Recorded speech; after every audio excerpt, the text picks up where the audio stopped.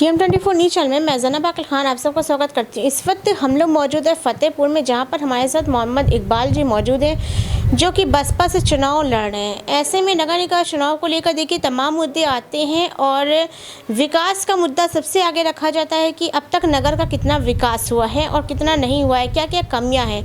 तो मोहम्मद इकबाल जी हमारे साथ मौजूद हैं जो कि आपने इस बार महसूस किया होगा कि नगर निकाय चुनाव में आपको देखने को मिलेगा कि बसपा पार्टी पूरी मजबूती से खड़ी और चुनाव लड़ रही है हर तरफ, जैसा कि हम आप लोग को दिखला रहे हैं रिपोर्टिंग के ज़रिए। तो इकबाल जी से बात करेंगे, फतेहपुर में आपने क्या कुछ महसूस किया कि विकास को लेकर कि क्या क्या कमियां हैं? देखिए, विकास को लेकर के, विकास वर्ड ही एक डायनामिक वर्ड है।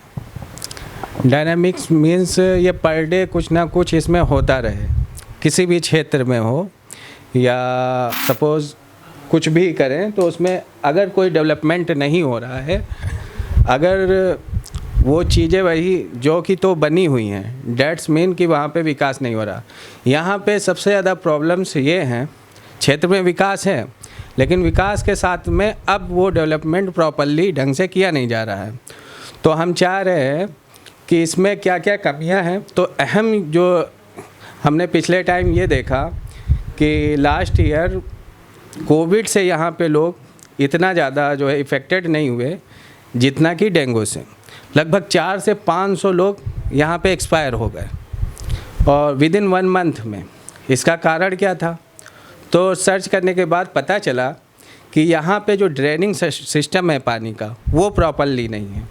तो ड्रेनिंग सिस्टम क्या है कि जो लेवल है, चाहे तालाब हो या नाली हो या छोटे नाला हो, कुछ भी हो, सबका जो लेवल है वो इक्वल है। और पानी का रूल होता है कि हाई डिस्टेंस से लो डिस्टेंस की ओर फ्लो करना। तो यहाँ पे डिस्टेंस तो बराबर है, तो जिसके कारण जो है पानी प्रॉपरली फ्लो नहीं हो पाता। पानी खुद कंफ्यूज हो जाता है हम बहें किधर। तो कहने का ये मतलब है कि अगर आप लोग हमें चुनते हैं या सहयोग करते हैं तो सबसे पहले हम ड्रेनिंग सिस्टम पे वर्क करेंगे, जिससे अगर कोई बीमारी आती है तो मिनटों में चली जाए, 1-2 दिन में चली जाए, ये महीनों 2-2 3-3 महीने ना रहे। इकबाल जी जो है इंजीनियर हैं तो बहुत ही लॉजिक के साथ बात कर रहे हैं। मतलब जो प्रत्याशी होते हैं उनसे जब बातचीत करते हैं तो बेसिकली लॉजिक बातें नहीं कर पाते हैं कि वजह क्या है। तो ये वजह जो है वो बता रहे हैं, लॉजिक बता रहे हैं। इन्होंने वो चीज़ ढूंढी कि ऐसा क्यों होता है तो उस पर इनको काम करना है, ये वो मुद्दे लेकर आ रहे हैं। तो सबसे बड़ा देखिए डेंगू का होता है कि जो ये बीमारी होती है इसमें कितने लोग जो है अपनी जान गंवा देते हैं। तो इसमें इन्होंने उस लॉजिक को देखा, उसके बाद उस पर काम करना चाहिए। और क्या क्या कमियाँ सोची? और सबसे जो सेकेंडरी चीज़ आती है हमारी इलेक्ट्रिसिटी डिपार्टमेंट में। इलेक्ट्रिसिटी डिपार्टमेंट में हमने नोटिस किया, एक इसमें फंडामेंटल होता है MD, जो मैक्सिमम पावर डिस्ट्रीब्यूशन कहलाता है। इसमें सबसे ज़्यादा प्रॉब्लम होता है कि क्षेत्र में जो हमारा क्षेत्र है इसमें परफेक्ट जो जानकारी है, करेक्ट जानकारी प्रत्येक घर तक नहीं पहुंच पाती। उसमें क्या होता है, जैसे 1 HP या 2 HP का जो आपने मीटर ले रखा है और MD जैसे ही इंक्रीज़ करता है तो उसमें क्या है कि आपके चार्जेस बहुत ज़्यादा एक्स्ट्रा होकर के आते हैं। और इसकी अभी तक कोई नोटिस भी घर तक नहीं दी जाती है कि आपका MD इंक्रीज़ कर रहा है, और प्रॉपरली घरों में मीटर रीडर रीडिंग भी लेने नहीं जाते हैं, जिससे अगर 100 एबव यूनिट हो जाता है तो उसके स्पेशल चार्जेस लगते हैं। तो हम चाहते हैं कि इस क्षेत्र में भी काम किया जाएगा, जिससे जो है प्रत्येक घर को सुकून मिल सके और उनका जो एक्स्ट्रा बिल है वो उनको ना देना पड़े। इसीलिए इलेक्ट्रिसिटी बिल जो है वो ज़्यादा आती है। हाँ, इसीलिए MD के कारण ज़्यादा आती है। सेकेंडरी है जो यहाँ पे ग्रामीण क्षेत्र है, तो इसमें क्या है कि किसी का 80,000 बिल है इलेक्ट्रिसिटी में, किसी का 1.5 लाख है, और वो उनकी मंथली कमाई जो है केवल 8,000, 7,000, 6,000 है। तो पॉसिबल ही नहीं है कि वो 1 टाइम में पेड कर पाएँ। अगर 1 टाइम में वो पैसा पेड नहीं कर पाते हैं तो उनके लिए ये प्रॉब्लम होती है। अगर किस्तों में देते हैं तो वो चार्जेस जो एक्स्ट्रा है, ब्याज वगैरह है, वो उनको देना पड़ता है, जो ब्याज देना पड़ता है। तो इससे क्या होता है कि वो अपनी पूरी लाइफ में वो इलेक्ट्रिसिटी बिल ही नहीं जमा कर पाते। रिज़ल्ट क्या होता है कि उनका इलेक्ट्रिसिटी बिल कट करना पड़ता है। आप सोचिए कि अगर आपको 10 दिन इलेक्ट्रिसिटी ना मिले तो आप जो है एकदम क्या क्या नहीं करेंगे, धरना प्रदर्शन ये सब कि इलेक्ट्रिसिटी क्यों नहीं आ रही। ज़रा सोचें उन लोगों के बारे में जिनके यहाँ इलेक्ट्रिसिटी सालों तक नहीं रहती। तो ऐसे लोग भी हमारे समाज का अंग हैं, हमारे भाई बहन हैं।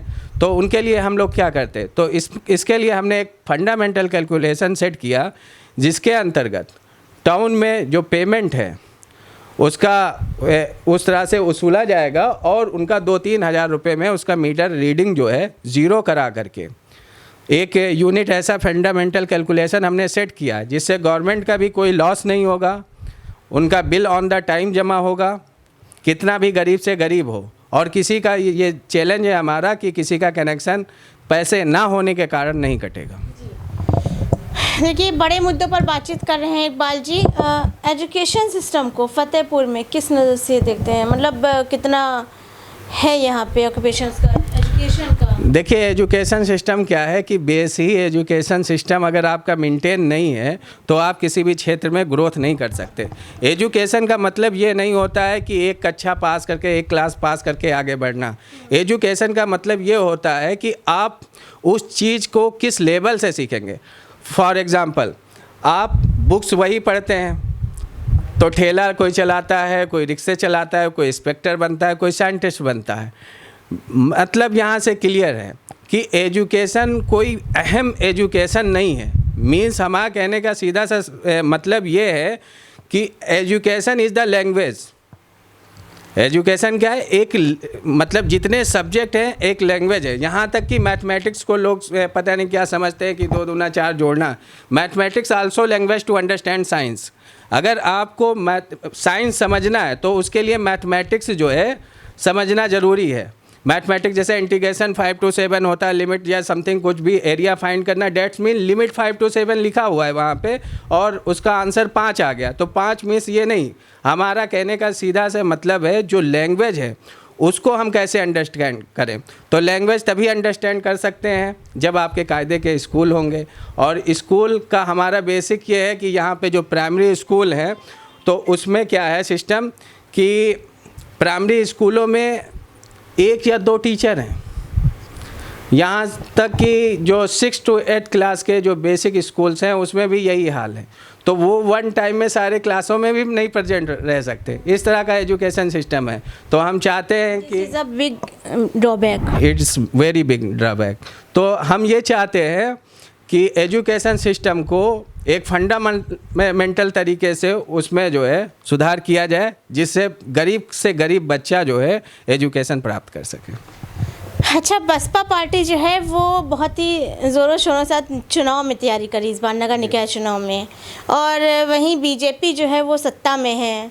तो लग रहा है कि बसपा को यहाँ फतेहपुर से कितना समर्थन मिल रहा है? बसपा से यहाँ पे हमेशा समर्थन मिला है, क्योंकि बसपा पार्टी से जो भी विकास होते हैं नीचे तबके के वर्ग के लोगों का, वो हमेशा से हाई लेवल का रहता है। उनका ये एक सिंपल सा रूल है, everyone equal to one another. Simple सा रूल है कि वो किस कास्ट का है, किस धर्म का है, किस जाति का है, इससे नहीं मतलब है। Everyone equal to one another जो बोले हैं, ये तो आर्टिकल से भी, हमारे संविधान में जो आर्टिकल दिया है उससे भी जो है रिलेटेड है।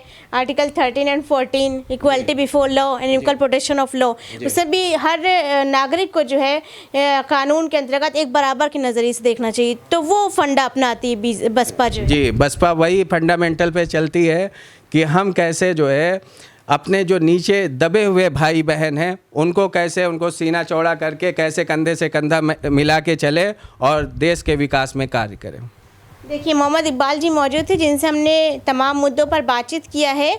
अच्छा, एक लास्ट क्वेश्चन जो मेरा है कि अब जैसे आपने बताया कि मुद्दों पर बात किया है कि ये सारे मुद्दे हैं, ये सारे इश्यूज़ हैं, तो ये सब जो इश्यूज़ हैं ये अभी तक इस पर काम नहीं हुआ, इसकी क्या मतलब मेन रीज़न इसका क्या लग रहा है? डेट्स में हम कुछ कहना नहीं चाहेंगे, बट आप समझ लें कि अगर न्यूट्रल इंसान रहेगा, न्यूट्रल रहेगा, तो उस पर आपने सबसे पहला क्वेश्चन यही किया था कि विकास के ऊपर। तो न्यूट्रल आदमी जो है वो विकास नहीं कर सकता। तो हम चाहते हैं कि हमारे भाई बहन डायनामिक इंसान को चुनें जिससे उस क्षेत्र में विकास हो सके। देखिए मोहम्मद इकबाल जी मौजूद थे जो कि इंजीनियर भी हैं। दोनों ने उसके अकॉर्डिंग जो है बातचीत किया है और चीज़ों को समझा है, यहाँ की परेशानियों को, जो इश्यूज़ हैं यहाँ पे उसको देखिए, उसकी जो बेसिक चीज़ें हैं उसको नोटिस करके उस पर लॉजिकली इन्होंने इंटरव्यू में बातचीत किया है, आपने भी देखा होगा। तो अब यहाँ पे फतेहपुर की जनता को तय करना है कि उसको इस बार पार्टी का सिंबल तो मैं नहीं कहूँगी कि मेन है, मेन जो पर्सन आपके सामने खड़ा है ना वो थोड़ा लॉजिकली जो बात कर रहा है। अभी आपको देखना है, आपका विकास है, फतेहपुर का विकास होना है, तो यहाँ की जनता को तय करना है कि किसको देखना चाहती है। हालांकि ये व्यक्तिगत चुनाव होता है, पार्टी एक सिंबल होती है, लेकिन फिर भी खड़े हैं पार्टी से, लेकिन जो बातें हैं वो सब मुद्दों की है। अब देखना है कि नगर निकाय चुनाव में यहाँ की जनता जो है वो किसको देखना चाहती है, विकास के नाम पर किस फेस को देखना चाहती है। फिर मिलते हैं किसी नए मुद्दे के साथ, तब तक जुड़े रहें TM24 न्यूज़ के साथ। कैमरा पर्सन मोहम्मद आरिफ खान के साथ जनाब अकील खान।